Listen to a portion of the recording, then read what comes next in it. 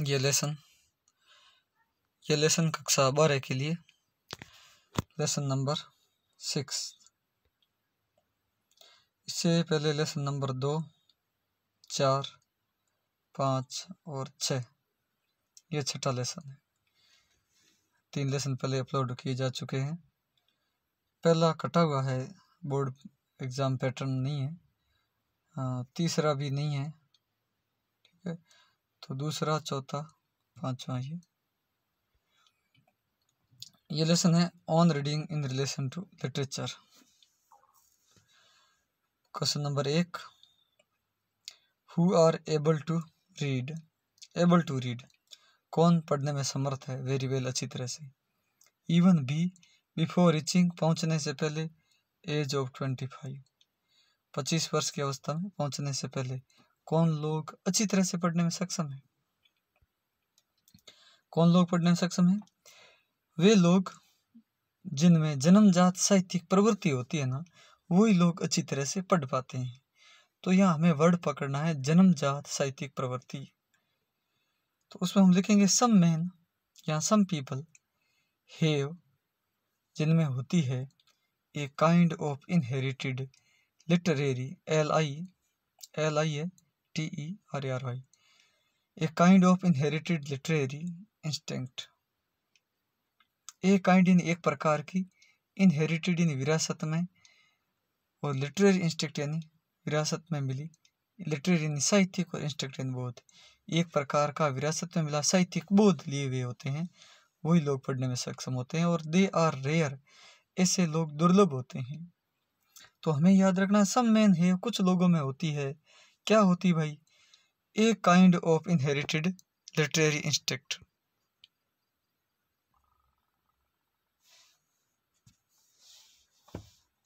They are rare, ये लोग क्या होते हैं, रेयर होते हैं, दुर्लभ होते हैं। अब हमें इस प्रश्न को आंसर में बदलना है। They are able to read, यहाँ पर प्रश्न में दिए हुए रीड के बाद वाला एज इट इज हमें इस आंसर में लिख देना है। इस प्रश्न का मेन उत्तर है some man have a kind of inherited literary instinct, ये आंसर है मेन इसका।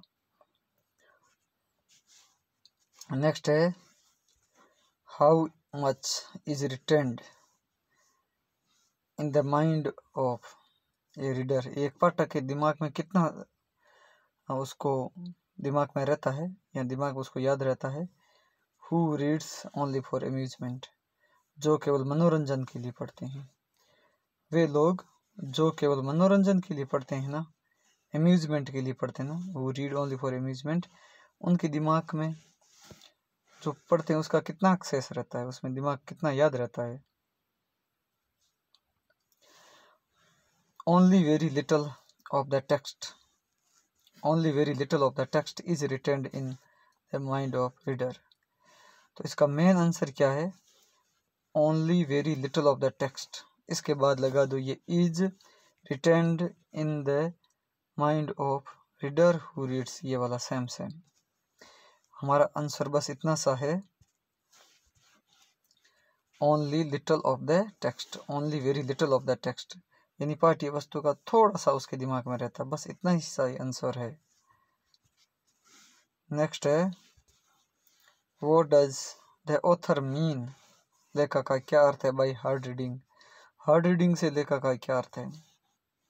Hard reading means, hard reading का अर्थ है, ये मीन था, इसको एस लगा दिया, मीन्स हो गया। Hard reading means, hard reading का अर्थ है रीडिंग ए बुक, एक किताब का पठन करना, थोरोली, संपूर्णता से, with all the meaning, its या the, with all the meanings, पूरे अर्थ सहित, with all the meanings, S लगा देना, मीनिंग्स हो जाएगा। Hard reading means reading a book thoroughly with all its, with all the meaning, पूरे अर्थ सहित अध्ययन करना। तो इसका अपन कैसे याद रखेंगे कि हार्ड रीडिंग मीन्स लगा करके, अब हमें याद रखना है रीडिंग ए बुक थोरोली, ये याद रखो पहले तो, रीडिंग ए बुक थोरोली, ये किताब को संपूर्णता से अध्ययन करना, अर्थ सहित तो with all the meanings, with all the meanings.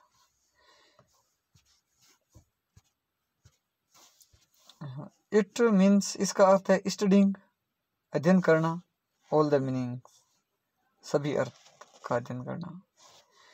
Thinking about it, thinking about it इसके बारे में सोचना। और अंडरस्टैंडिंग द टेक्स्ट, और टेक्स्ट को समझते हुए अध्ययन करना, ये स्टडिंग है। हार्ड रीडिंग का मतलब है अंडरस्टैंडिंग द टेक्स्ट, ऐसे भी लिख सकते हैं। इसका अर्थ क्या है? Number 1 understanding the text, thinking about the text, studying direct लिख सकते हैं, स्टडिंग ऑल द मीनिंग्स, ऐसे शॉर्ट में भी याद कर सकते हैं। नेक्स्ट है why are most of persons unable to express. Most, why क्यों, मोस्ट ऑफ पर्सन्स अधिकांश लोग, why are most of people या पर्सन, क्यों अधिकांश लोग अनएबल असमर्थ होते हैं टू एक्सप्रेस अभिव्यक्त करने में देयर ओरिजिनल ओपिनियन, अपने मौलिक विचार अभिव्यक्त करने में क्यों असमर्थ होते हैं अबाउट ए बुक, एक किताब के बारे में। अधिकांश लोग है ओरिजिनल ओपिनियन नहीं दे पाते हैं। कारण क्या है? क्योंकि वो मनोरंजन के लिए पढ़ते हैं यार, वो सीरियसली अध्ययन नहीं करते हैं, इसलिए वो अभिव्यक्ति नहीं दे पाते हैं। तो अपना आंसर है कि वो केवल मनोरंजन के लिए पढ़ते हैं, वो केवल they reads only for amusement,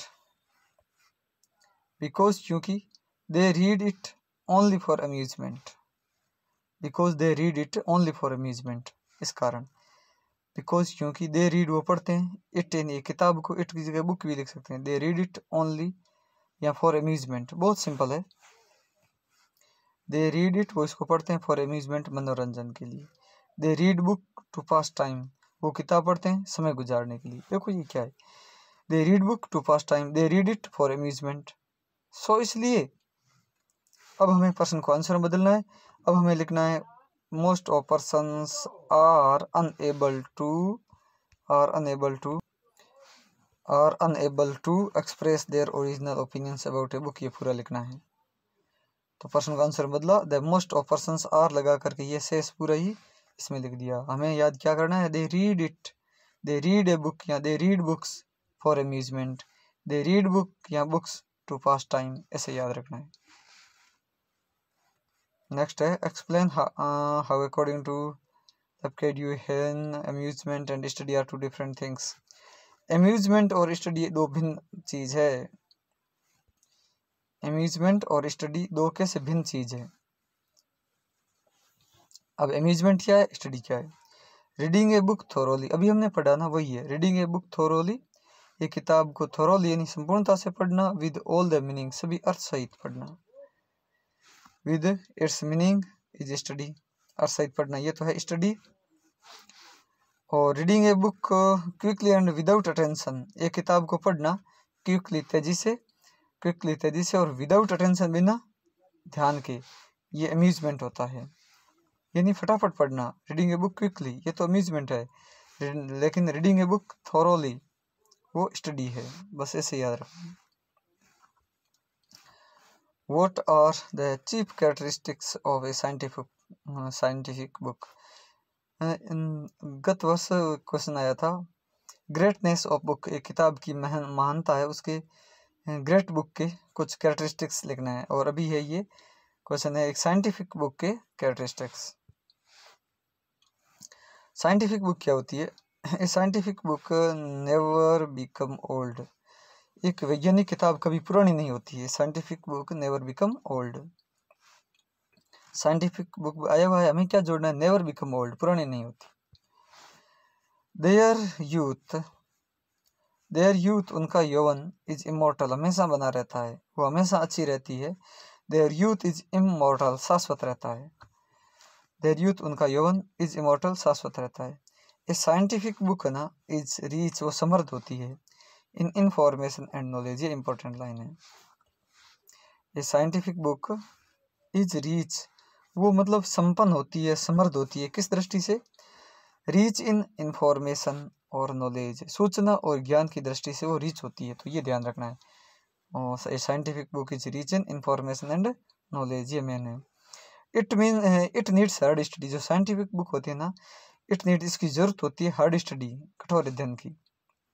it is not read for amusement, इसको अम्यूजमेंट के लिए नहीं पढ़ा जाता है। और इसमें क्या होता है? It has a great amount of value, इसमें बहुत मूल्य होता है, इसका ज्ञान होता है। It has a great amount of value. Next है what is the author's opinion, लेखक की क्या राय है अबाउट हाफ एजुकेटेड पर्सन, अर्धशिक्षित लोगों के बारे में लेखक की क्या ओपिनियन है, क्या राय है। तो उसका क्या राय है, देखो, दे रीड, वो पढ़ते हैं, ओनली फॉर अम्यूजमेंट, अभी हमने पढ़ा कि they read for amusement, they read only for amusement, ये सेम सेंटेंस है। हाफ एजुकेटेड के बारे में ऑथर ये कहता है कि वो मनोरंजन के लिए पढ़ते हैं, they read only for amusement, केवल मनोरंजन के लिए पढ़ते हैं। They are unable to appreciate, वो असमर्थ है, योग्य नहीं है, टू अप्रिसिएट, मूल्यांकन करने में, द डीपर क्वालिटीज, जो गहन गुण है, गहरे गुण है, उनका मूल्यांकन करने में असमर्थ है। तो अपन याद करेंगे they are unable to appreciate, APPRE, appreciate the deeper qualities of a book. तो हमें इसमें याद रखना था ये रीड ओनली फॉर अम्यूजमेंट और अनएबल टू अप्रिसिएट, क्या अप्रिसिएट करेंगे, डीपर क्वालिटीज का। नेक्स्ट है what is the result of habit of discipline, यानी अनुशासन की आदत का क्या परिणाम है। रिजल्ट परिणाम, हैबिट आदत का, डिसिप्लिन डिसिप्लिन अनुशासन की आदत का क्या परिणाम है। फॉर्म्ड इन ए पर्सन, एक व्यक्ति में जो बन जाती है अनुशासन की आदत, तो उसका क्या परिणाम होता है। तो क्या होता है कि he is unable to read, तब वो पढ़ने में असमर्थ होता है, for mere amusement, MERE, mere यानी केवल, अम्यूजमेंट यानी मनोरंजन के लिए। फिर वो मनोरंजन के लिए पढ़ने में असमर्थ होते हैं, मनोरंजन के लिए नहीं पढ़ सकता, यानी कि he is unable to read, वह समर्थ नहीं है टू रीड, पढ़ने के लिए, किस बात में, फॉर मियर अम्यूजमेंट, केवल मनोरंजन के लिए पढ़ना वो नहीं चाहता है। ऐसे भी लिख सकते हैं he could not read for amusement, he could not read, वह पढ़ नहीं सकता, for amusement, for mere amusement. तो अनएबल टू रीड लिखो या कुड नॉट रीड लिखो, दोनों एक है, या तो अनएबल टू रीड या फिर लिखो कुड नॉट और read, could not read, unable to read या could not read for mere amusement, जो अच्छा लगे। ही नीड इंटेलेक्चुअल फूड, हाँ इंपॉर्टेंट, उसको इंटेलेक्चुअल फूड चाहिए, बौद्धिक भोजन की जरूरत है। ही नीड्स इंटेलेक्चुअल फूड, उसको बौद्धिक भोजन की जरूरत है, ऐसा लगा दो he needs intellectual food. Next है व्हाट डू वी फाइंड, हम क्या पाते हैं, when we reread a book, जब हम एक किताब को पुनः पढ़ते हैं तो हमें क्या मिलता है, कैसा अनुभव होता है।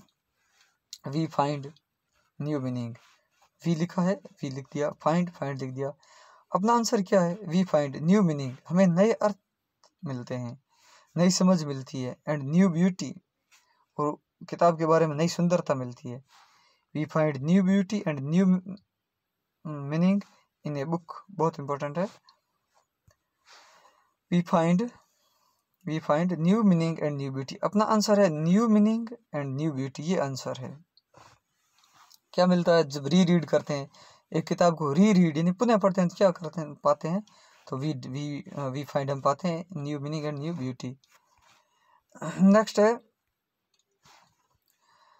Why has reading for mere amusement been compare to narcotic, why has reading for mere amusement, केवल मनोरंजन के लिए पढ़ना, हैज बीन कंपेयर्ड, इसकी तुलना की गई है नारकोटिक के नशे से, केवल मनोरंजन के लिए पढ़ना, इसकी तुलना नारकोटिक से क्यों की गई है। क्योंकि दोनों ही व्यक्ति का टाइम पास करते हैं, सोचने की क्षमता को नष्ट करते हैं। बिकॉज, क्योंकि बोथ हेल्प ए पर्सन, दोनों ही एक व्यक्ति की मदद करते हैं, जस्ट टू पास टाइम, बस समय गुजारने में मदद करते हैं। बोथ हेल्प ए पर्सन, दोनों लोगों की मदद करते हैं, अच्छी बात। जस्ट टू पास टाइम, समय गुजारने के लिए, बस और कुछ नहीं। बोथ डिस्ट्रॉय, दोनों ही नष्ट कर देते हैं, कैपेसिटी फॉर थॉट, सोचने की क्षमता को नष्ट कर देते हैं। तो इसका आंसर क्या है, तुलना इसलिए की गई है कि नारकोटिक्स से हमारी कैपेसिटी फॉर थॉट नष्ट हो जाती है। तो दोनों ही क्या करते हैं, both destroy capacity for thought और both help a person just to pass time, दोनों ही लोगों की मदद करते हैं समय गुजारने के लिए। इस प्रकार जो अपने इस साल के बोर्ड पेपर है उसमें फिल इन द ब्लैंक्स के जो प्रश्न आएंगे ये मैं पहले ही करवा चुका हूँ, ठीक है। इनको अच्छी तरह से समझना है, फिल इन द ब्लैंक्स को। सेंटेंस का अर्थ समझना है कि रिक्त स्थान में क्या आएगा, इस प्रकार से। तो ये सारे क्वेश्चन हो गए, आप इसमें इनको याद रखना है अच्छे नंबर पाने के लिए। आप हेल्पिंग वर्ब याद रखिए, जैसे इसमें जो मियर रीडिंग फॉर मियर अम्यूजमेंट और नारकोटिक ये दोनों ही ना, ये बोथ हेल्प ए पर्सन, इस प्रकार याद रखना है। हेल्प ए पर्सन मदद करते हैं, दोनों ही लोगों की मदद करते हैं। यार किसके लिए मदद करते हैं, फिर याद रखना है टू पास टाइम। और दोनों ही बोथ डिस्ट्रॉय नष्ट कर देते हैं, क्या नष्ट कर देते हैं, कैपेसिटी फॉर थॉट। थैंक्स।